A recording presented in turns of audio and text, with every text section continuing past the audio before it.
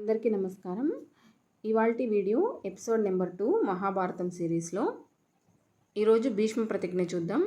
గంగాదేవి శంతనునికి ఇచ్చిన మాట ప్రకారం ఒకరోజు మహారాజు గంగా తీరంలో విహరిస్తున్న సమయంలో అతని కుమారుడైన దేవవ్రతుణ్ణి గంగాదేవి అతనికి అప్పగించింది. శంతనుడు దేవవ్రతుణ్ణి యువరాజుని చేశాడు. ఒకరోజు శంతనుడు యమునా నది తీరంలో యోచన గ్రంథిని చూసి ఆమెపై మనసు పడ్డాడు. ఆమెను వివాహం ఆడాలని ఆమె తండ్రి అయిన దాసరాజు ఇంటికి వెళ్ళి ఆమెను తనకి ఇచ్చి వివాహం చేయమని కోరాడు. అందుకు దాసరాజు సంతోషించి సత్యవతిని శంతనునికి ఇవ్వడానికి అంగీకరించాడు. కానీ ఒక నిబంధన అయితే పెట్టాడు.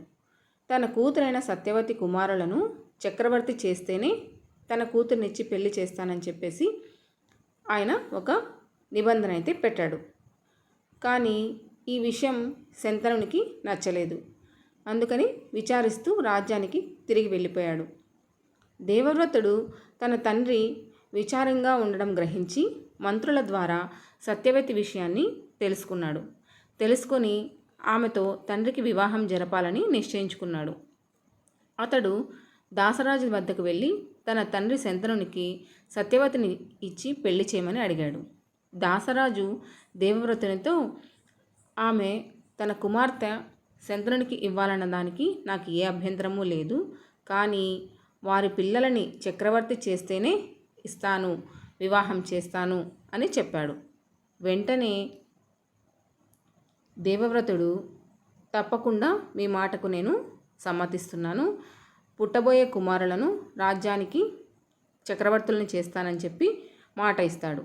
కానీ దాసరాజుకు ఒక సందేహం వస్తుంది. ఏంటంటే, మీకు పుట్టబోయే కుమారులు రాజ్యాన్ని అడిగితే మీరు ఏం చేస్తారు అని దేవవ్రతుని అడుగుతారు.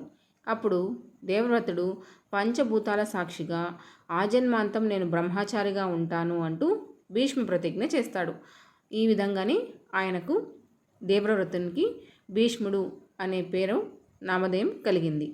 ఆ తర్వాత దాసరాజు శంతనుడితో సత్యవతి వివాహం జరిపిస్తాడు.